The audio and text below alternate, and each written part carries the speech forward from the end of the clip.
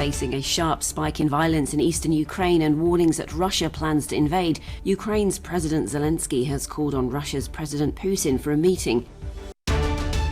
Civilians are evacuated from pro-Russian rebel-held areas of eastern Ukraine as the breakaway republics order military mobilizations.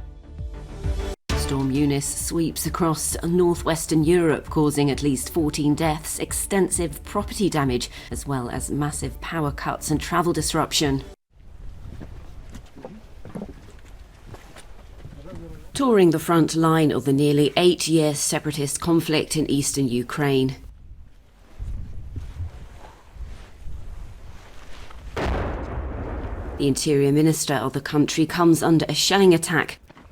The officials flee to a bomb shelter before escaping from the area.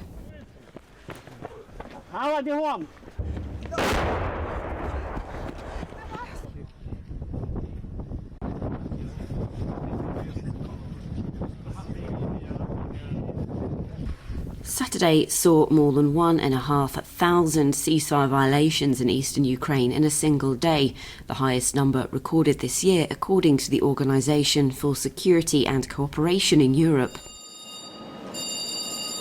Images released by the Russian Defence Ministry show the launch of an intercontinental ballistic missile, a hypersonic cruise missile and a hypersonic land attack missile in a test operation.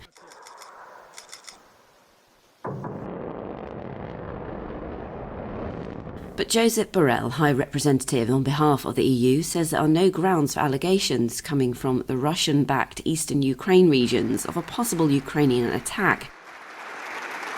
President Volodymyr Zelensky has called on Russia's Vladimir Putin to meet him to find a resolution to the conflict. I don't know what the Russian president wants, he says. For this reason, I propose that we meet. Meanwhile, civilians evacuated from the separatist regions of eastern Ukraine are settled in Russian Ministry of Emergency camps on the shores of the Azov Sea, close to the border.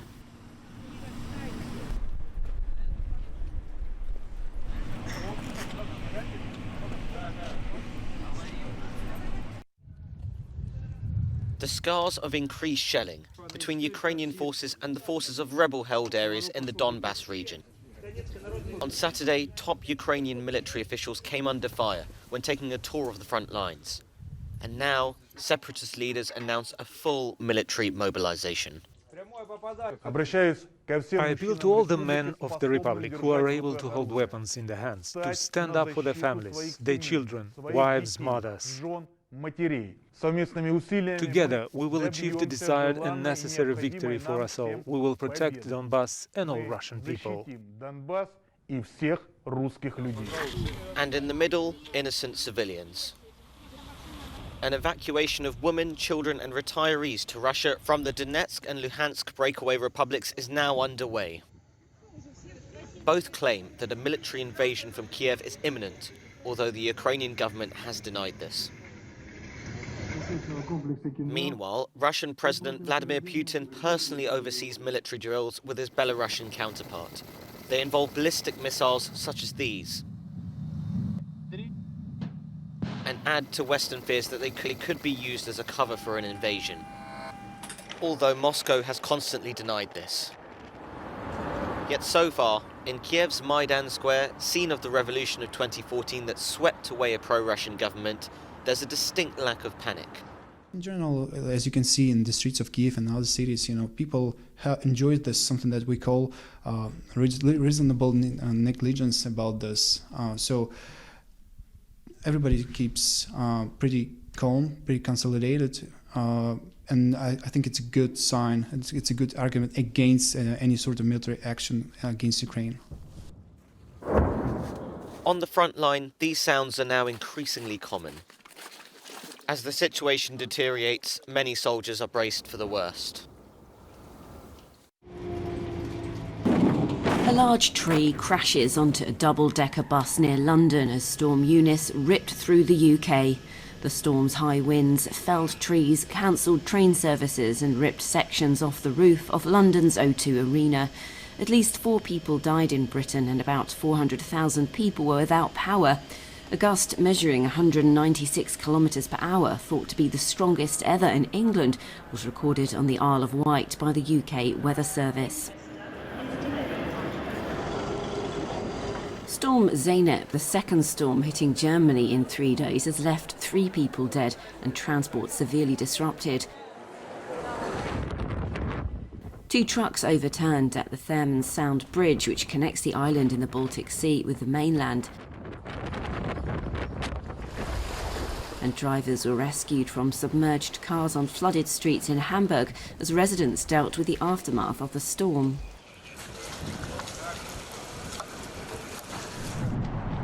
In the Netherlands, 4 people died as a result of the storms. Train services remained disrupted, with extensive damage to tracks and overhead power lines. Across the country, teams were shifting fallen trees and repairing roofs damaged by the storm. At this year's Berlinale, one of Europe's most prestigious film festivals, the jury, presided by filmmaker M. Night Shyamalan, awarded the biggest prizes, also called Bears, to a majority of female directors. And it's Carla Simón from Catalonia, Spain, that won the Supreme Award, the Golden Bear for Best Film.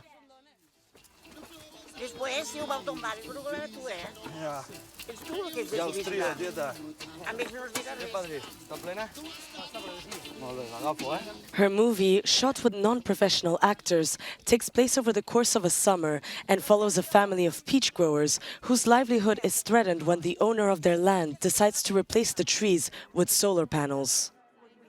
To be honest, the film doesn't really have a happy ending because there's not much hope in family farming at the moment. But I think it's a movie about the importance of taking care of each other and being together in times of need. French filmmaker Claire Denis won Best Director Award with Both Sides of the Blade. The movie, starring French actress Juliette Binoche, tells the story of a woman caught between her current partner, actor Vincent Lindon, and her ex. Pourquoi? Tu penses qu'il peut y avoir des problèmes? I chose to tell a story with Vincent Lindon, Juliette Binoche, and Grégoire Collin. It's the actors that direct me in my movies. I don't direct them. I really need them, and I love them. J'ai besoin d'eux, et eux, je les aime. The German-Turkish actress Meltem Kaptan won everyone's hearts at the festival and was awarded Best Lead Performance for her role in Rabia Kurnaz versus George Bush, a true story of a mother's fight to release her wrongly imprisoned son. I would dedicate this award to Rabia Kurnaz and all the mothers whose love is stronger than borders. Thank you so much. Thank you so much. A real-life injustice remade as a light comic drama delighted festival goers. Zugang zu Mandanten und gerichtlicher Überprüfung der Inhaftierung. Und was heißt Rabia Kurnaz vs. George W. Bush? Ja, dass du gegen den Präsidenten der Vereinigten Staaten klagst. Wer? Ich? Ja, du.